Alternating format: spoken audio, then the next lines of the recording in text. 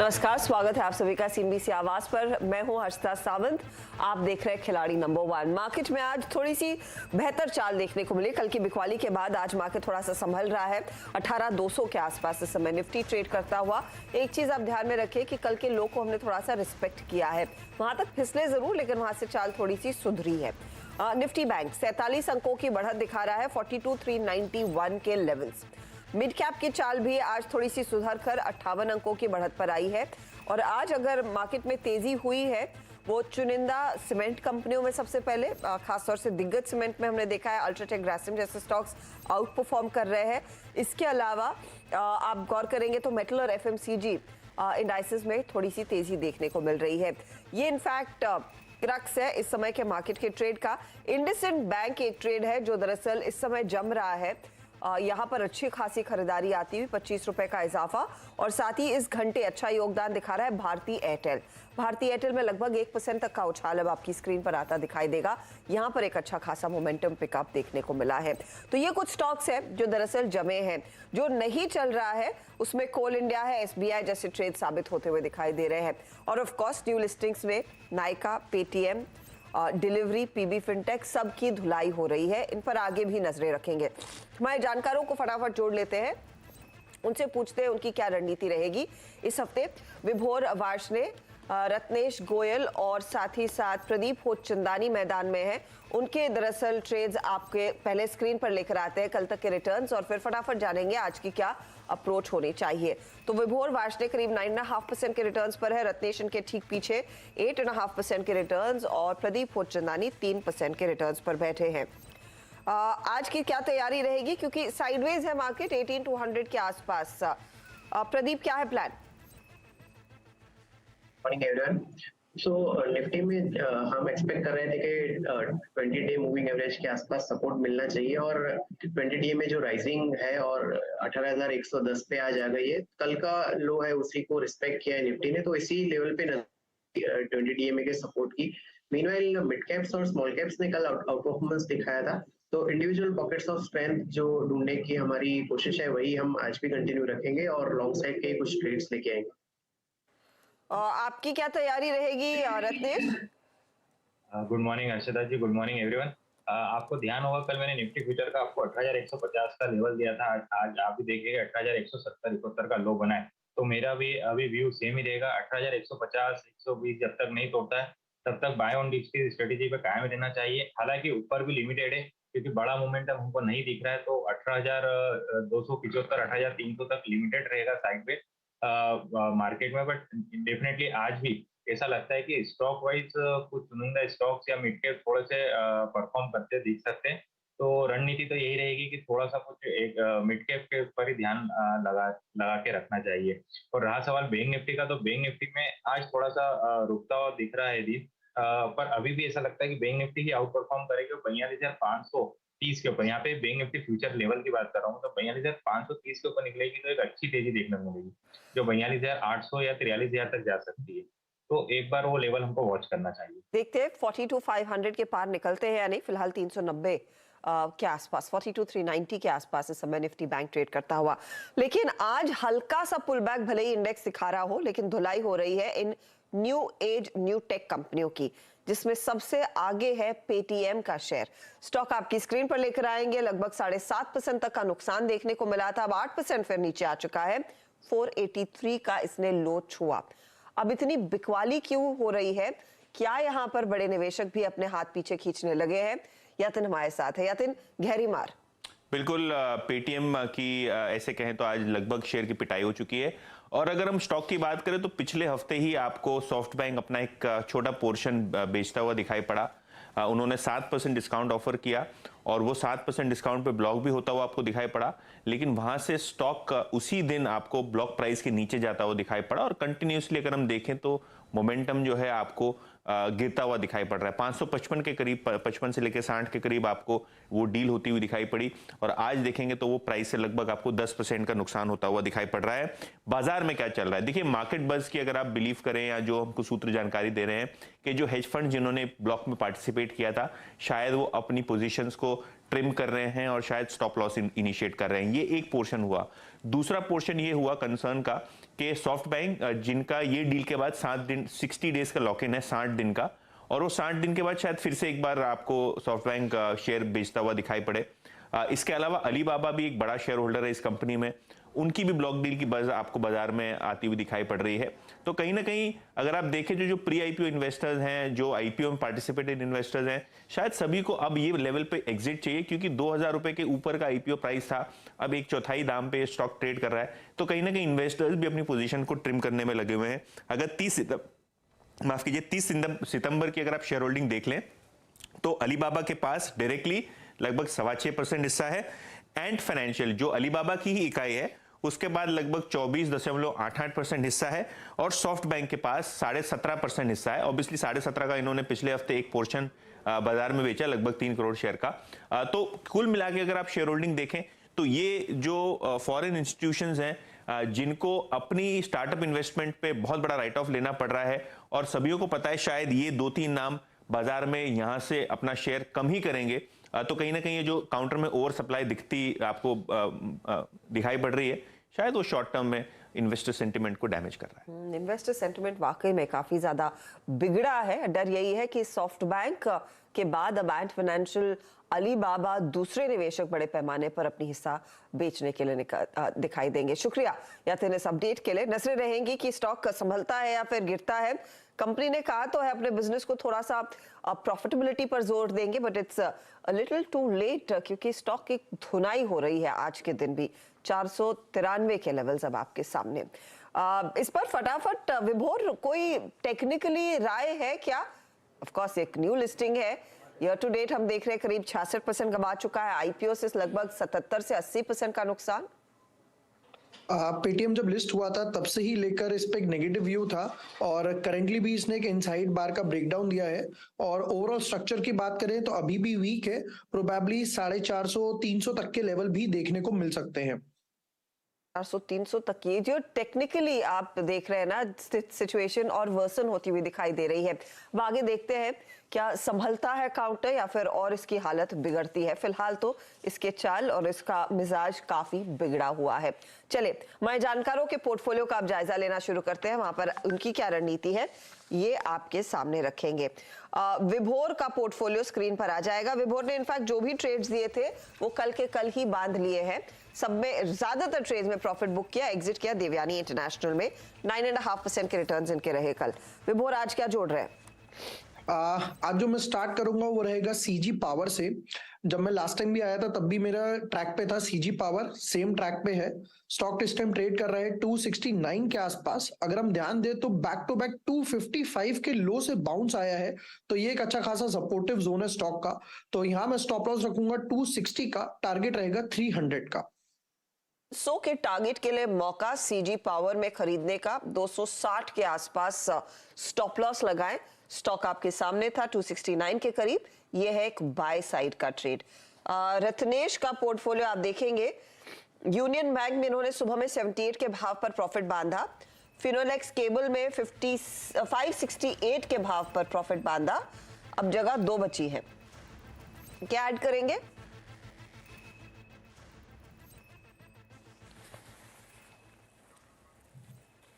रत्नेश आपके पोर्टफोलियो में नया क्या आएगा? अभी मैं एक स्टॉक ऐड करना चाहूंगा। हालांकि थोड़ा सा वही जैसे कल एस्कॉर्ट शो में आता था थोड़ा बढ़ गया था, इस स्टॉक में भी थोड़ी सी तेजी देखने को मिली है, बट मुझे अभी भी लगता है कि इसमें तेजी रहेगी।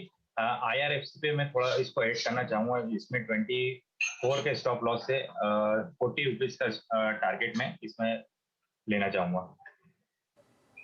IRFC आप कह रहे हैं? IRFC पे 24 का स्टॉप लॉस, 40 का टारगेट।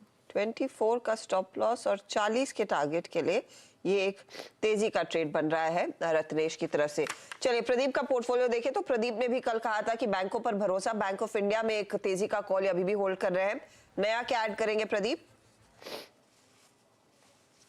इसका L&T में ऐड करना चाहूंगा। स्टॉक ने लास्ट वीक थर्सडे के सेशन में एक ब्रेकआउट दिखाया था, फिर ये 2 दिन से कंसोलिडेशन दिखा रहा है। मुझे लगता है कि ये जो ऊपर के लेवल से थोड़ा सा कूल ऑफ आया है, ये अच्छी बाइंग अपॉर्चुनिटी है। तो एल&टी को 2023 के करंट लेवल पे जोड़ना चाहेंगे।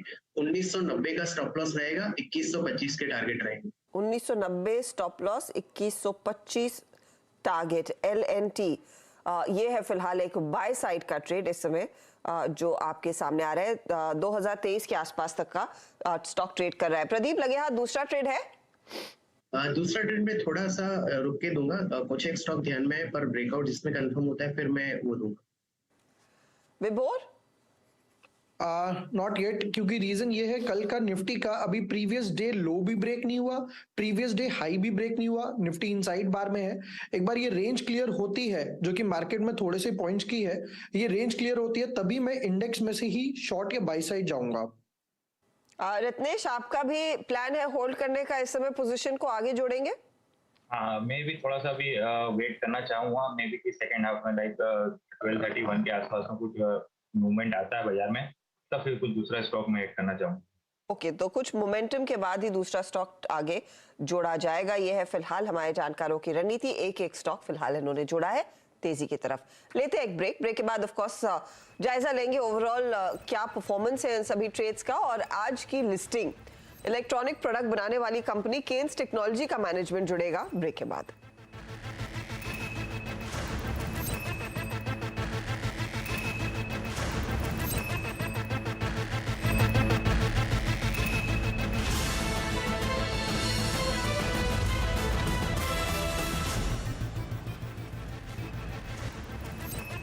आप देख रहे हैं खिलाड़ी नंबर 1। मार्केट के चाल पर नजरें बनी रहेंगी। 18,200 के आसपास इस समय निफ्टी ट्रेड करता हुआ दिखाई दे रहा है।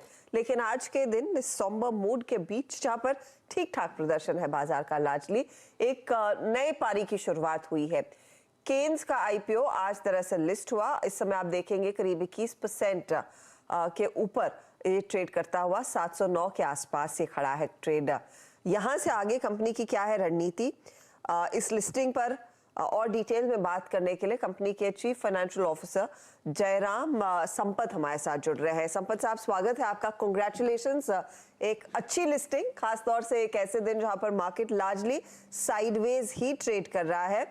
आई एम श्योर आपके कंपनी में कर्मचारियों के बीच काफी एक्साइटमेंट होगा, लेकिन निवेशकों की बेहतरी और उनके लिए और समझ के लिए अगर आप हमें अब अंदाजा दे सके कि यहाँ से आगे किस तरह के ग्रोथ को आप लार्जली टारगेट कर रहे हैं।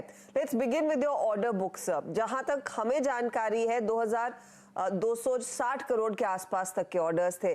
कब तक इनको पूरे करने हैं, यहाँ से किस तरह की ग्रोथ देखने को मिल सकती है इस ऑर्डर बुक में?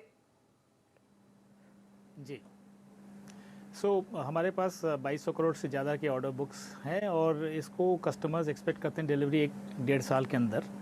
पिछले साल हमारा ग्रोथ अबाउट 60 to 70% हुआ था FY22 में, तो उसी के हिसाब से ये ग्रोथ को फर्दर एक्सेंचुएट करता हुआ नज़र आता है।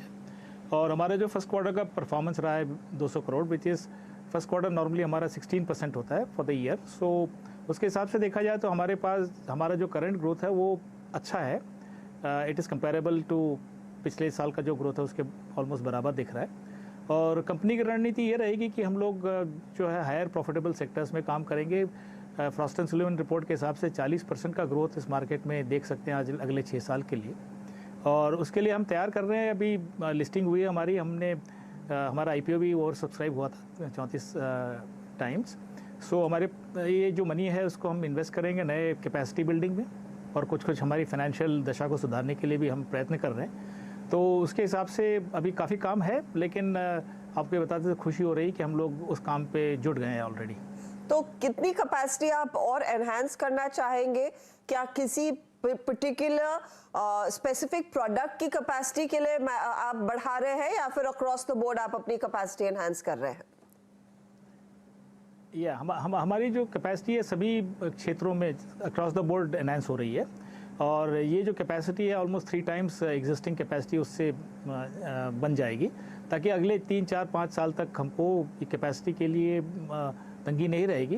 क्योंकि अभी ऑर्डर बुक भी अच्छे से बढ़ रहा है। जैसे कि पहले हमारे पास ऑर्डर बुक हुआ करता था 3-4 साल पहले 350 करोड़ का, भी वो बढ़कर 2200 करोड़ का ऑर्डर बुक है। तो इसके हिसाब से देखा जाए तो ऑर्डर बुक में काफ़ी बढ़ोतरी हो रही है। उसको फुलफिल करने के लिए कैपेसिटी ज़रूरी है, विच जो हमने इस इशू में जो पैसा रेज हुआ है उसका बल्क पोर्शन उसी में लगा रहे हैं। नई फैक्ट्री एक बन रही है और हमारे 2 एग्जिस्टिंग प्लांट्स की हम कैपेसिटी ज़्यादा कर रहे हैं। अच्छा, ये अगर मुझे बता सके, मैं देख रही हूँ आपकी हिताची, आप सीमेंस के लिए काम करते हैं, लेकिन जो मैं आपका ऑर्डर बुक देख रही हूँ या फिर जो आपके मैं रेवेन्यूज देख रही हूँ, at least in the last 3 years, nearly 20 to 25% हिस्सा एक्सपोर्ट से आता है।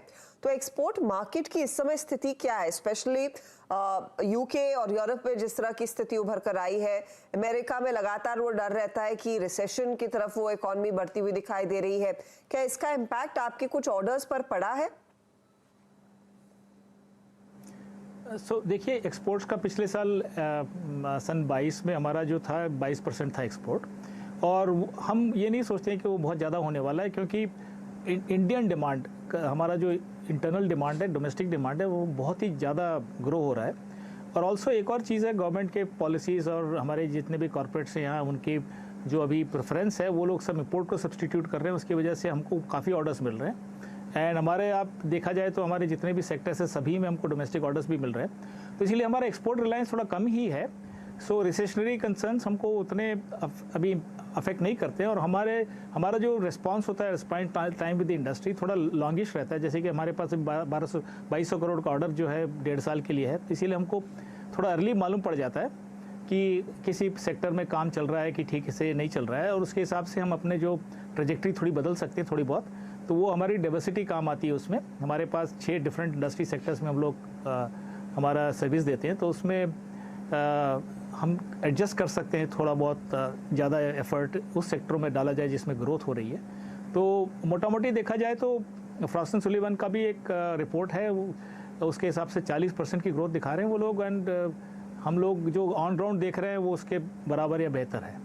अच्छा, मैं जब आपके सेगमेंट ब्रेकअप देख रही हूँ तो प्रिंटेड सर्किट बोर्ड असेंबलीज से करीब मैक्सिमम रेवेन्यू आता है, nearly 4,444 crore as you reported. उसके बाद फिर आपके दूसरे बॉक्स बिल्ड वाले टर्न की सॉल्यूशंस है, देन आईओटी वाले, एंड देन द अदर्स। ये जो प्रिंटेड सर्किट बोर्ड असेंबलीज है, यहाँ पर क्या आपको भी चिप्स की जरूरत होती है? क्या वो चिप शॉर्टेज का इम्पैक्ट आपके बिजनेस पर भी पड़ता है क्या? जी, चिप शॉर्टेज का इम्पैक्ट हमारे बिजनेस पे ज़रूर पड़ता है, लेकिन अभी हम देख रहे हैं कि वो जो चिप शॉर्टेज थोड़ा कम हुआ है पिछले साल के कंपैरिजन में, और ये एक साइक्लिकल फिनोमिनन है। तो क्या होता है कि अभी सब लोग कैपेसिटी बिल्ड करेंगे सेमीकंडक्टर्स की, तो थोड़ी देर में ऐसा होगा कि सेमीकंडक्टर्स की कैपेसिटी ज़्यादा हो जाएगी और डिमांड उससे कम रहेगा, तो फिर वो गलट आता है, तो उसके बाद फिर वो करेक्शन होता है। तो ये जो साइकिल है ऊपर नीचे होता रहता है। सो ऐसा कोई स्पेशल शॉर्टेज मेरे हिसाब से नहीं होगा फ्यूचर में, बट जो ऑलरेडी शॉर्टेज है उसका थोड़ा इम्प्रूवमेंट चल रहा है अभी, and so we expect that वो इतना ज़्यादा इम्पैक्ट उसका हमारी बिजनेस पे नहीं पड़ेगा। 2 रीजन है उसके। एक तो हमारे पास लॉन्ग टर्म ऑर्डर्स हैं या 1.5 साल के ऑर्डर्स हैं, तो हम पहले से ही लीड टाइम दे के ऑर्डर कर देते हैं कंपोनेंट्स को, और दूसरा यह है कि हम लोग थोड़ा बहुत क्रिटिकल पार्ट्स का इन्वेंट्री भी रखते हैं, जिसकी वजह से हम डिलीवर कर पाते हैं कस्टमर्स के ऑर्डर्स को। So my final question to you, क्योंकि हमें इनपुट की बात कर रहे थे, which is the semiconductor chips जो आप यूज करते हैं, आपसे जब लास्ट बातचीत हुई थी आपने कहा था आप 40% आपका मटेरियल इंपोर्ट करते हैं। करंट रुपी के जो स्थिति है, जो वीकनेस है, उसका कितना इम्पैक्ट पड़ा है आपके लार्जली इंपोर्ट बिल पर? How does rupee depreciation impact और इसका क्या असर फिर सीधे मार्जिन्स पर पड़ेगा, and how do you offset that cost? या so basically we are contract manufacturer. सो हम जो भी हमारा जो कॉन्ट्रैक्ट रहता है वो कस्टमर के साथ पूरी तरह शेयर किया जाता है, उसमें जो भी रिस्क है उसको भी शेयर किया जाता है, और barring minor changes in our cost structure, बाकी सब हम जनरली कस्टमर्स को पास ऑन करते हैं, उसके अग्रीमेंट रहते हैं, तो उसके हिसाब से हमारा मेजर इम्पैक्ट नहीं होता हमारे मार्जिन्स पे किसी भी इनपुट कॉस्ट के वेरिएशन का। बट हावेवर माइनर वेरिएशंस जो भी होते हैं ±5% वो हमको बेयर करना पड़ता है, तो उसके हिसाब से देखा जाए तो उसके लिए हम लोग कॉस्ट रिडक्शन प्रोग्राम्स भी करते हैं, ताकि हमारा जो ओवरऑल मार्जिन का जो भी हमारा प्लान है वो बना रहे। बहुत बहुत शुक्रिया संपत साहब, pleasure speaking to you and wish you all the very best and congratulations एक शानदार लिस्टिंग के लिए। Thank you. एक बार स्टॉक आपकी स्क्रीन पर फिर लेकर आते हैं। 778 पर लिस्ट हुआ, 711 के आसपास इस समय ट्रेड कर रहा है। कुछ मुनाफा वसूली हुई है, लेकिन एक बहुत बढ़िया ट्रेंड इसने आज अपनी पारी के शुरुआती दिन दिखाया है। इस पर आगे नजरें भी रहेंगी। इनफैक्ट कल का वो आर्चिन केमिकल भी स्क्रीन पर अगर हो सके तो लेकर आइएगा, क्योंकि उसके लिए भी एक ब्लॉकबस्टर लिस्टिंग हुई थी और वहां से कल करीब हमने देखा था काफी तगड़ी तेजी देखने को मिली थी। 458 के आसपास कल की क्लोजिंग थी आर्चिन की। आज का हाल क्या है? 451 के आसपास, 1.5% नीचे है, लेकिन उसी दायरे में दरअसल ये ट्रेड कर रहा है। तो ये है हाल उन नई लिस्टिंग्स का। फटाफट अब आपके सामने लेकर आते हैं खिलाड़ी नंबर 1 का पोर्टफोलियो। हमारे जानकारों ने अब तक एक ही ट्रेड दिया है। शुरुआत विभोर से करेंगे, सेकंड हाफ में शायद और ट्रेड्स आएंगे। तो विभोर ने सीजी पावर जोड़ा, यहाँ पर टारगेट 300 का है, 260 इन्होंने स्टॉप लॉस के तौर पर रखा है। रिटर्न्स देखिए फ्लैट है, सीजी पावर की तरफ से ज्यादा कुछ योगदान नहीं। वही रत्नेश ने IRFC जोड़ा, 40 का टारगेट दे रहे, 24 का स्टॉप लॉस लगाने की सलाह है। यहाँ पर आप देखेंगे ये भी काउंटर फ्लैट, ज्यादा कुछ इनको जोड़कर नहीं दे रहा है। बैंक ऑफ इंडिया कैरी किया है प्रदीप होचंदानी ने, 84 का टारगेट वहां पर रखा है, 74 रुपए 25 पैसे स्टॉप लॉस। L&T नया जोड़ा, 2125 का टारगेट, 1990 इनका स्टॉप लॉस है। और यहां पर रिटर्न्स अब आपकी स्क्रीन पर आते हुए 1.5% की कमाई बैंक ऑफ इंडिया इनको करके दे रहा है एंड 0.14% के रिटर्न्स L&T जोड़कर दे रहा है। अब कौन कहां पहुंच रहा है ओवरऑल रिटर्न्स के लिहाज से, अब आपकी स्क्रीन पर आ गया है। रत्नेश गोयल 11% के रिटर्न्स के साथ अब आगे है, 11.21% के रिटर्न्स इनके हो गए हैं। विभोर ने 9.5% के कमाए हैं रिटर्न और 4.5% के रिटर्न्स पर है प्रदीप होचंदानी। तो ये है आपके लिए ताजा तस्वीर खिलाड़ी नंबर 1 की तरफ से। निफ्टी बैंक आपकी स्क्रीन पर लेकर आएंगे, 50 पॉइंट ऊपर था ये इंडेक्स। इस कार्यक्रम की शुरुआत में पिछले 10-15 मिनटों में हमने देखा है यहाँ पर ऊपरी लेवल से कुछ मुनाफा वसूली आती हुई। याद रखिएगा आज का लो जो है वो 42,352 है, तो वहां से हम ज्यादा दूर है नहीं, हल्के हल्के से खिसकता हुआ नीचे है ये इंडेक्स। इस पर नजरें भी रहेंगी। चलिए इसी के साथ हम लेंगे एक ब्रेक के बाद ऑफ कोर्स फोकस रहेगा कमोडिटी मार्केट के एक्शन पर। नमस्कार।